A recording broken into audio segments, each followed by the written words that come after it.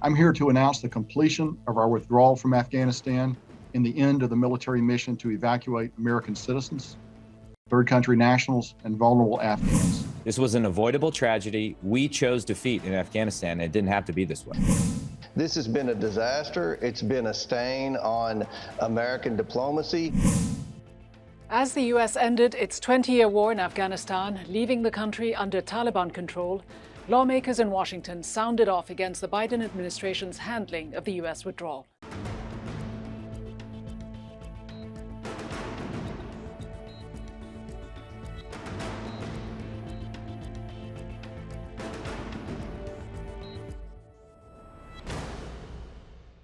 Hello and welcome to Inside America with me, Ghida Fakhry.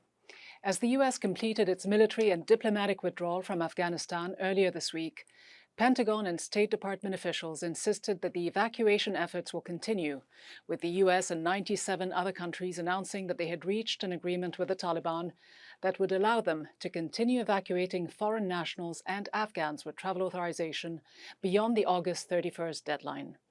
The U.S. says that while more than 120,000 people have been evacuated, a, quote, small number of U.S. citizens who want to leave Afghanistan remain in the country. On Monday, rockets were fired towards the Kabul airport, but no casualties were reported. This follows a drone strike in a residential area of Kabul against what the U.S. says were suspected Islamic State affiliates. The strike reportedly killed 10 members of a single family, including 6 children. Now, for the first time since the beginning of his presidency, Joe Biden's overall job approval rating has dipped below 50%, according to a new poll. 62% of Americans believe the Afghanistan war was not worth fighting, an opinion shared by a majority of Republicans and Democrats. Republican lawmakers have criticized the president for the way the withdrawal has been implemented. My position is we should have never had a date, and we should have had more contingency plans than putting over 5,000 service members in a box canyon called Kabul Airport. We now know that due to the negligence of this administration, the Taliban now has access to over $85 billion worth of American military equipment. This administration still has no plan to get this military equipment or these supplies back. Now, for more on the U.S. withdrawal, I'm joined by retired Admiral William Fallon, who served in the U.S. military for over 40 years. A former commander of CENTCOM, the U.S. Central Command, he oversaw the wars in Iraq and Afghanistan between 2007 and 2008. Admiral Fallon, President Biden spoke about what he called the extraordinary success of the U.S. mission in Afghanistan. He also blamed the Afghan government for handing the country over to the Taliban. I mean, isn't there quite a bit of hypocrisy and irony in these remarks, given the fact that it is the U.S. that signed an agreement with the Taliban, that it is the U.S. that is leaving Afghanistan in defeat? How would you describe the way the U.S. mission ended? Yeah, I think that sounds pretty outrageous. I didn't see the speech, but lets me to wonder. So, we went to Afghanistan 20 years ago with the express purpose of getting back at the perpetrators of 9/11 and their supporters, their landlords, if you would, the Taliban. We were fortunate enough to clean them out in a couple of months. Never got Osama for a while, and it looked okay, but a lot of things, a lot of water over the dam over those years. Some things that were done well, some things not done well, but it seems to me that in the later stages here, this agreement that was set up by former President Trump was a total head scratcher to me, that you could go negotiate with basically our enemies in the country, but not involve the government of the country that was the scene of action. And then for this last statement about the Afghans abandoning them, we're the people that clearly abandoned them. And when we didn't even include them in the discussions, and then just decided that we're out of here, and it's pretty discouraging to me, particularly given the many years of sacrifice that was put out and put forth on behalf of this effort and the Afghan people. So I'm disappointed, to say the least. You're disappointed, and I wonder if you see it this way, that after the signing of that deal between the US and the Taliban, bypassing the Afghan government, virtually pulling the rug out of the feet of Ashraf Ghani, whether the writing was on the wall, that it wasn't a matter of when the Afghan government would fall. It wasn't a matter of if it would fall, it was a matter of when. Do you agree with what retired General Keane said? He said he read with Khalilzad, the chief US negotiator, the agreement in a draft form. It's a surrender document, he said. Is there any other way to look at it? Yeah, I probably wouldn't characterize it exactly that way, but it certainly wasn't done appropriately, in my opinion.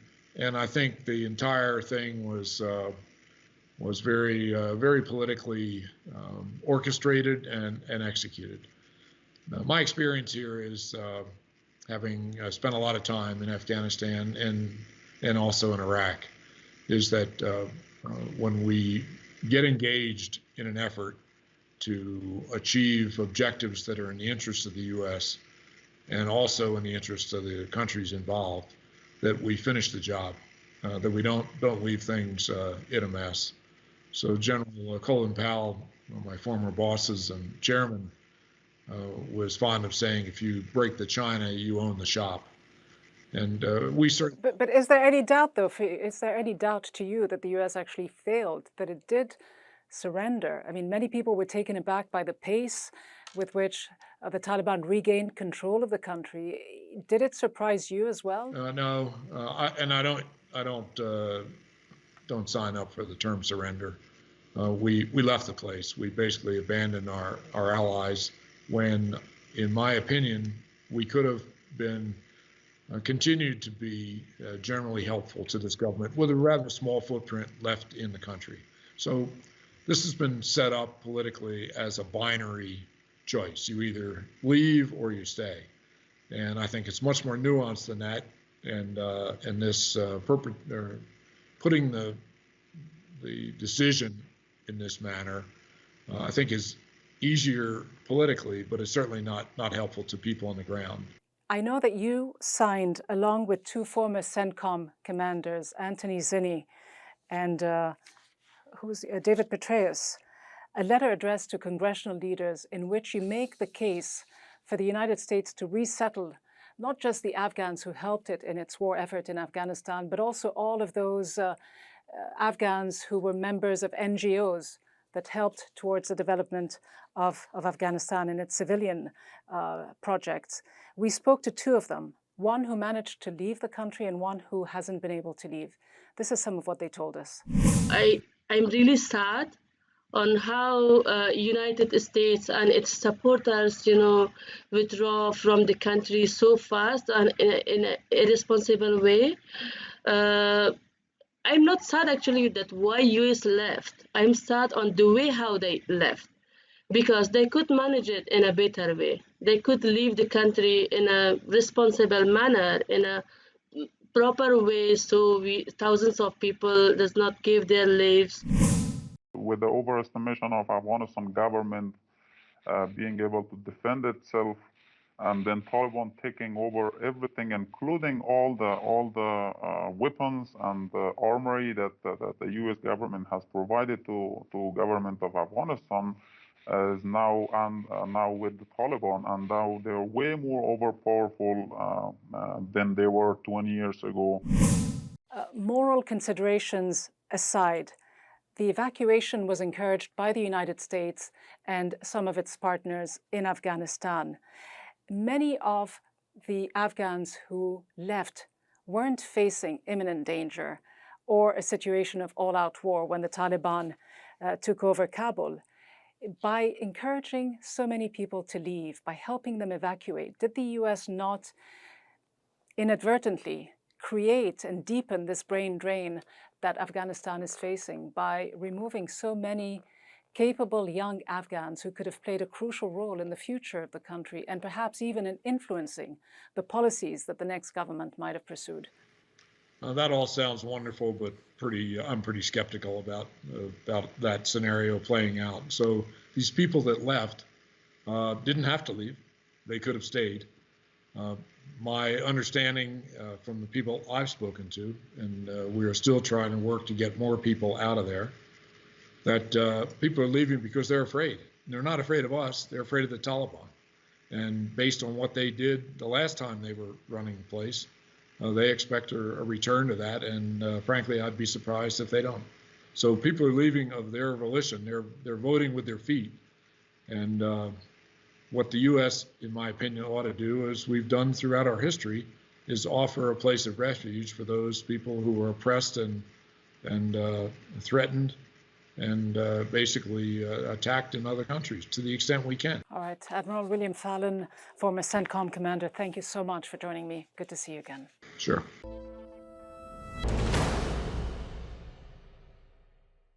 In his latest report published in mid-August, the Special Inspector General for Afghanistan Reconstruction outlined the key lessons from the US's 20-year war in Afghanistan. Among its 7 conclusions, the report listed the US government's struggle to develop and implement a coherent strategy. It also found that the US consistently underestimated the time required to rebuild Afghanistan and created unrealistic timelines and prioritized spending quickly, which increased corruption. It also created institutions and infrastructure projects that were not sustainable and failed to adequately evaluate and understand the Afghan context. Now, these findings may not come as a surprise to my next guest, retired U.S. Major Danny Jerzan, who is a senior fellow at the Center for International Policy. Major Jerzan, President Biden says the U.S.'s commitment in Afghanistan, its 20-year war, has now ended. Having served in that war, how do you view his decision to pull out and the way it happened? Well, I supported the decision to pull out. And the fact that it was a mess, the fact that it was messy, the fact that it turned out bloody, and there was real incompetence, a lack of forecasting, a broken system for getting people out, that was all true.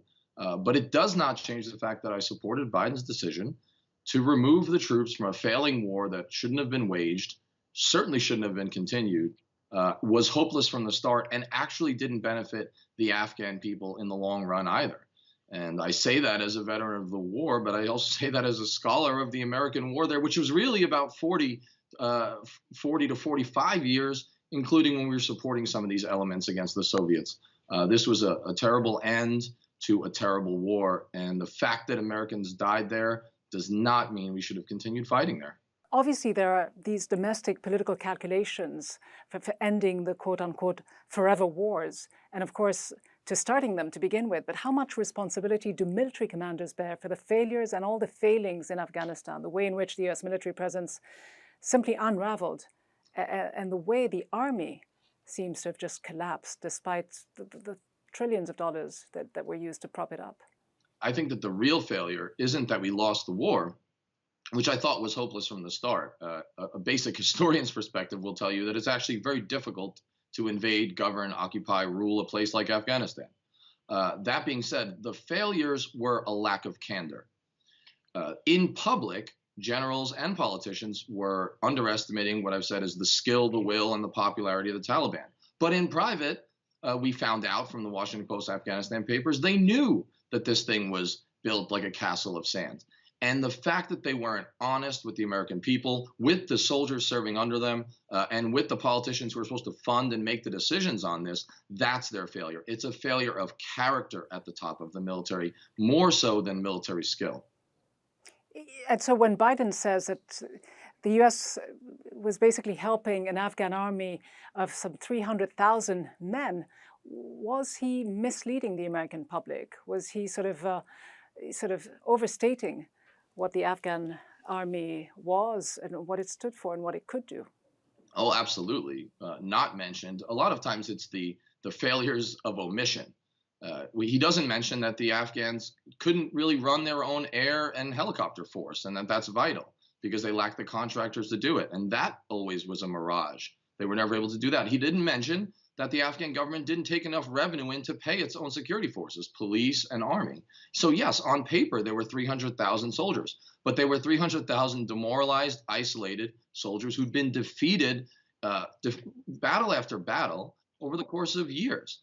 And I think that's the failure. He's omitting key details while he might be technically correct. And that's. But were there 300,000 fighters, though, in the National Afghan Army? Because according to the International Institute of Strategic Studies, in its 2021 report, the Afghan Army had an active force of only 178,000, not 300,000. Well, absolutely. When you look at the number of casualties they were taking, which we classified and wouldn't admit to, when you look at the ghost soldiers, I saw that on the ground in Kandahar. People who existed on paper, but their officers were taking their money. The number of people that were just deserting, especially as they felt they were holding a hopeless position. So absolutely, even that on paper number of 300,000 was clearly a wild overestimate. And that has characterized this entire Afghan war: dissembling, deceit. And who bears ultimate responsibility for the failures? The responsibility lies at the top, with the military leadership that overestimated what it could accomplish and lied about the actual progress of the war, and primarily with the political leaders who asked them to do these things, who asked them to fight these impossible missions and pass the war from administration to administration like a hot potato. Meanwhile, that toll on the 800,000 Americans who served there, 20,000+ wounded, 2,000+ killed, is massive, to the extent that veteran communities, the people that I know, have been texting each other and checking on each other. Massive depression. People are really feeling the weight of this failure. And the Taliban called in the chips, and the whole thing fell apart, and it exposed the emptiness of the American endless war, not just in Afghanistan, but worldwide. You said that the Americans underestimated the skill, the will, and the popularity of the Taliban. You also said that they never understood that at the height of the surge, when we had, quote, 100,000 soldiers, I was there, we were not winning. I remember flying in to Afghanistan with then Secretary of Defense Donald Rumsfeld.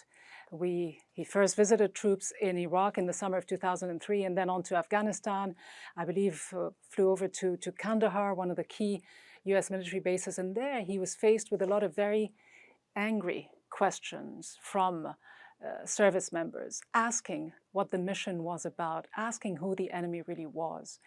And you were someone who early on said that you realized this was an unwinnable war. Well, the types of visits that politicians, that journalists, that even generals often did down to the front lines, they were part of the mirage. They were part of the game. Everyone just kind of winked at each other, and we would show the positives, and there wasn't a lot of truth being told. And if a commander at my level, and I tried a few times, would speak the truth about what was happening, explain that we really only held the ground we stood on, even at the height of the surge, and that the nation-building policy was impossible until we could defeat the Taliban, which we weren't defeating, somewhere up the chain, in every case, that stopped. That truth didn't get to the top, and if it did, it wasn't brought back to the American people. The mission never changed.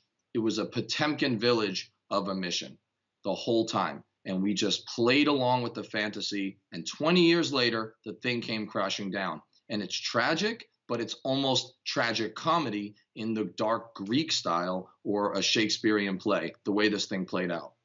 Retired U.S. Army Major Danny Shorson, thank you so much for being with us. Thank you for having me.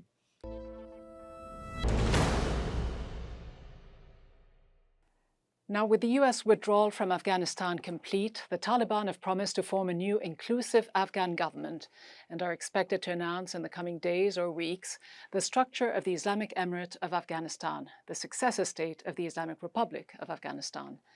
Returning to power 20 years after having been overthrown by the United States, the question on everyone's mind is whether the so-called Islamic Emirate of Afghanistan will pursue new policies and new relations with its neighbors and its erstwhile enemy, the United States, which it has managed to drive out after 2 decades of guerrilla warfare. Ronald Neumann is a former U.S. ambassador to Afghanistan. He joins me now. Ambassador Neumann, you've said that while the decision to pull out of Afghanistan might have been the right one, its execution was a disaster and that Biden owns a big piece of the disaster. As a Vietnam veteran, you called it Biden's Saigon moment. Why? Because it had the same aspect of collapse, chaos, the pullout. It had the same kind of look of desperate people, in this case Afghans, trying to get out, and of America not being able to get out, not making an adequate effort to get out the people who had worked most closely with us and trusted us. We got out some of them, and I give full credit to the people, American diplomats, soldiers, Marines working at the airport. But the policy deadlines prevented a lot of people from leaving, as you know.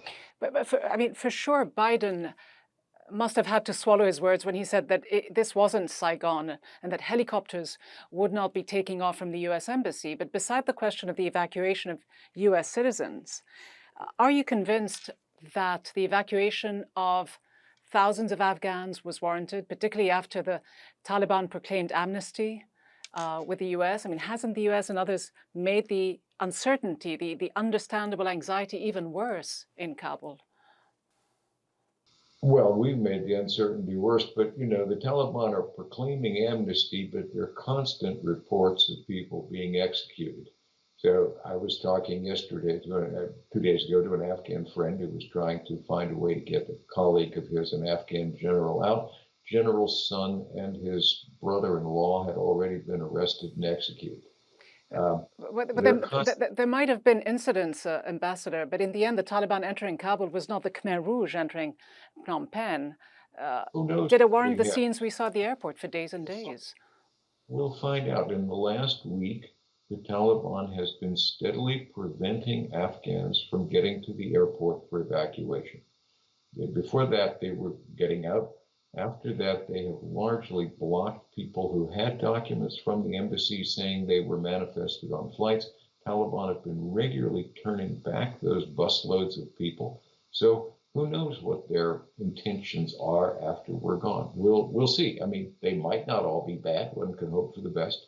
But Taliban actions to date do not give full confidence to their words. What about the US engagement with Afghanistan from this point onwards? The US says the war is now over, well, at least officially, and the future of the US-Afghanistan relationship has shifted from the Pentagon to the Department of State.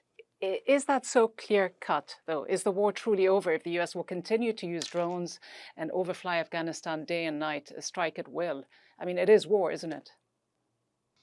Well, the U.S. will retain some limited counterterrorist capability, which it may use. I don't know that that necessarily puts us at war with the Taliban.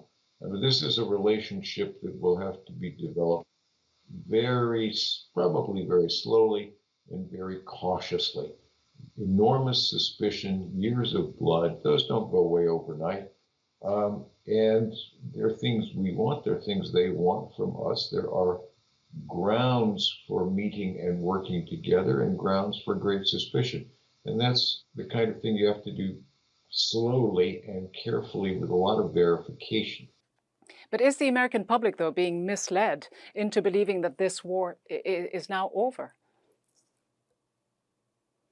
Well, I mean, most of the war part is over. We have enormous political problems. We have potential for instability radiating out of Afghanistan in every direction. We have undermined the confidence of our allies in NATO.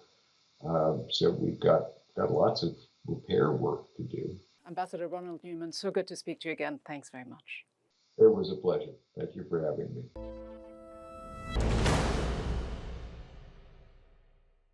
Simply put, what we're seeing in Afghanistan is nothing short of a revolution. A 20-year-long insurgency has ousted the established order and its foreign backers, the mighty United States and NATO. And now the Islamic Republic has been replaced by the Islamic Emirate of Afghanistan. The Taliban entered Kabul, taking over the presidential palace without firing a single shot. The celebratory gunfire was kept for the departure of the last American aircraft from Kabul's airport almost 24 hours before the August 31st deadline. In the words of the head of Central Command, General Frank McKenzie, who made the announcement, the Taliban kept their word in facilitating the US withdrawal and mass evacuation of Afghans. They were, quote, businesslike and pragmatic.